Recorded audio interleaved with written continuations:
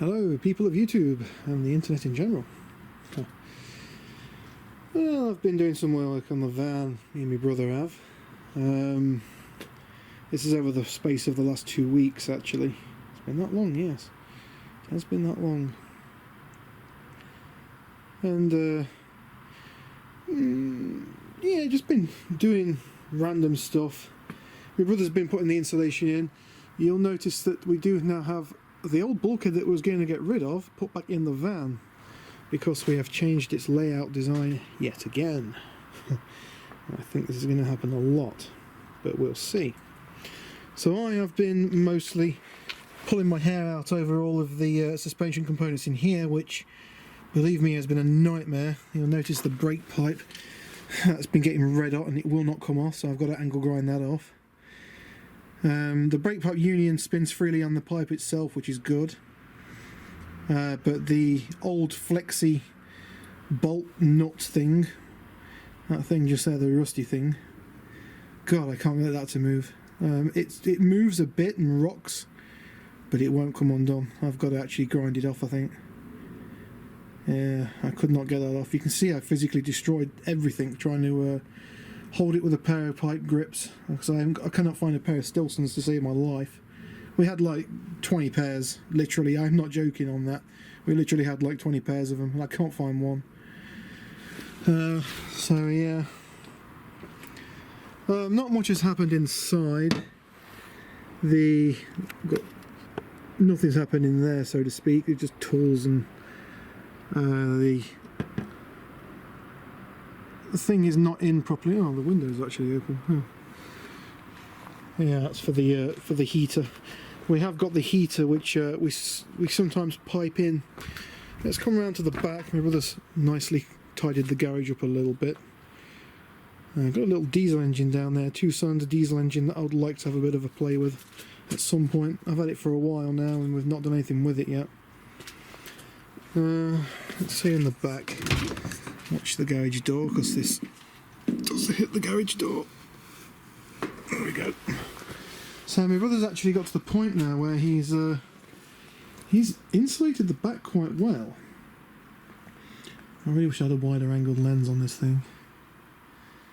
All the sides are insulated. All the boarding is for the floor, it's not for the walls yet. And the idea of the 2 bunk beds, sadly we're not doing that anymore, which I was upset about, but we're not doing that. My brother has the final say, it's his van, he gets to choose what he wants to do with it.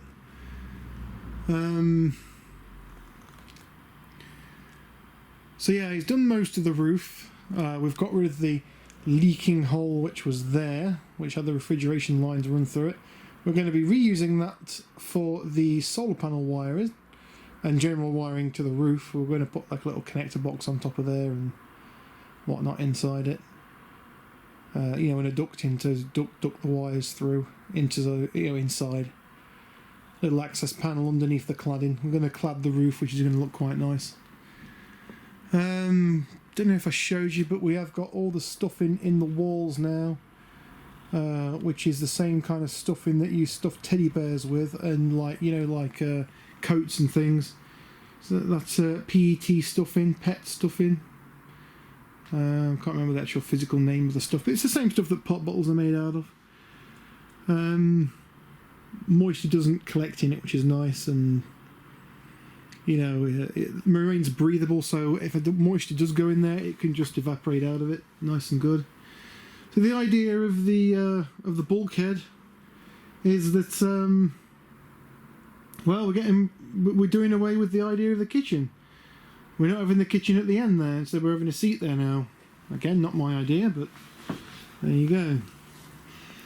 So the kitchen now is going to be back to the original design, where it's going to overlap the door a little bit. And the garage now, I can't really remember how he's going to do it, but I'm pretty sure the garage is not going to be the full height of the van. It's going to be a little bit. I'm pretty sure he's going to put a double bed in this now. I'm pretty sure that's how he's doing it.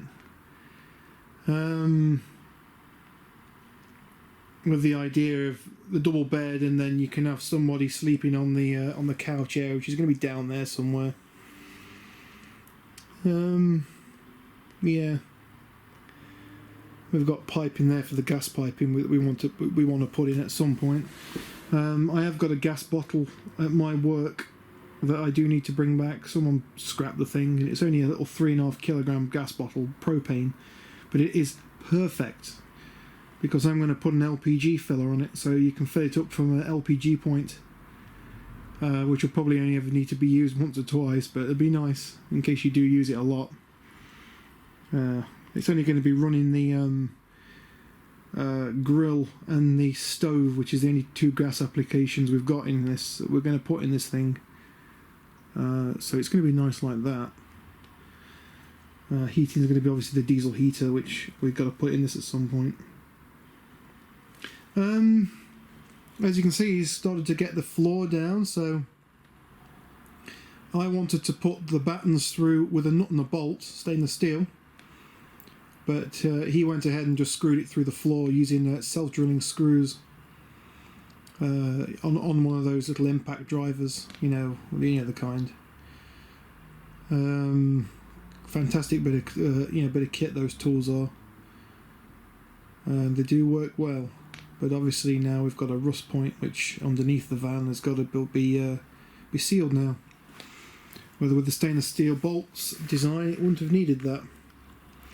The floor is finally bolted in. These two panels, and you can see, look, there's a bolt head there, with the big washer overlapping the two panels. My brother went mad with the sealant. He didn't need to do that because it's already on a rubber inner tube, so to speak. But he went ahead and did that anyway because he fears that water's going to come up through that, which it never is. Yeah, although the stone chip hammerite that I used on the angle iron under there, which was a fantastic job by the way, you saw how good the paintwork was on that, has started to rust already, and it hasn't even seen the road yet. In fact, it's not even seen moisture on it yet. But there you go, it's rusting through, which is just fantastic, really. So yeah, don't ever bother with hammerite stone chip. That is a complete load of crap. I would never use it again. Stick with the good old just hammerite basic metal paint. Still appears to be the best paint you can use. And just keep re-coating it every year or so. And obviously that Dynax. If you paint everything with that Dynax S50, or if it's a 50S, I can't remember the name of it now, but just paint everything with that stuff. It's by far the best cavity and rust proofer there is ever. There isn't anything better, I don't think. You guys are going to tell me there's such things as what's that stuff that old classic car guys love to use? It's better than that, whatever. Waxol, yeah, wipes the floor with Waxol. Honestly, you just look at the reviews online of this stuff, and there's actually a test, a PDF you can download. If you just Google Dynax S50,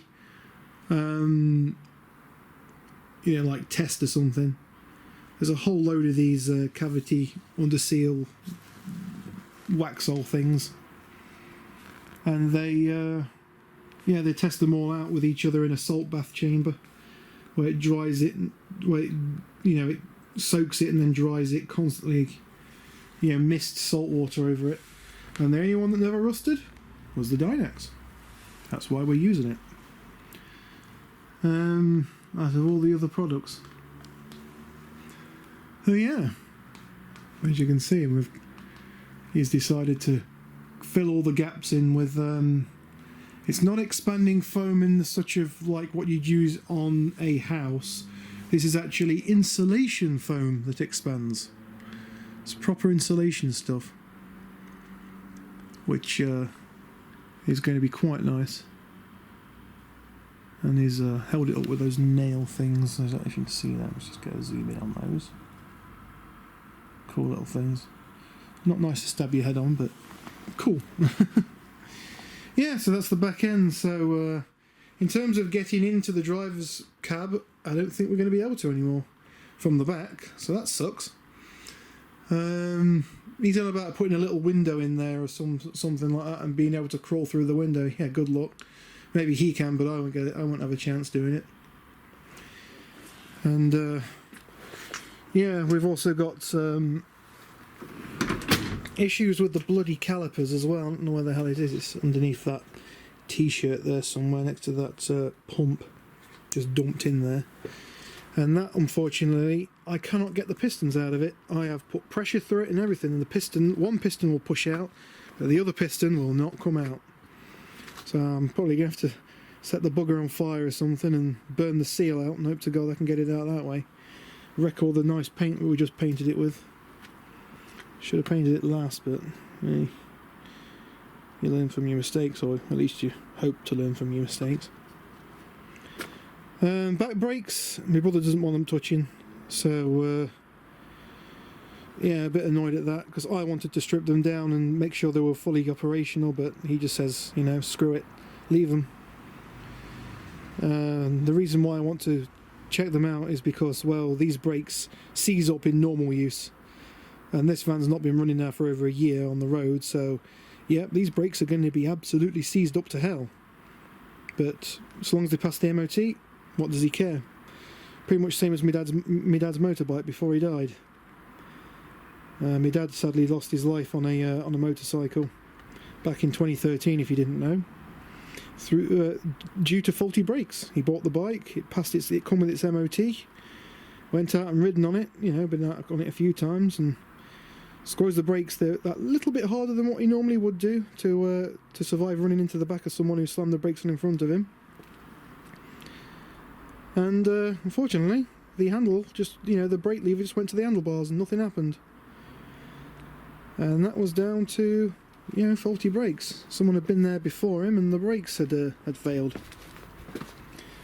And you know, it's kind of like history repeating itself, really, isn't it? I don't want the same thing to happen to this bloody thing. So while he's at work or something, I may strip the brakes down and, you know, if he's not here, he can't have a say in it, can he? Maybe his bloody vehicle, but it comes to safety, I don't want to skimp out on it. My mum's also complaining about this, looking like a scrapyard. So we've literally got van parts everywhere. Just van parts everywhere. Alright then. So, thanks for watching, and I'll catch you on the next video. Peace out.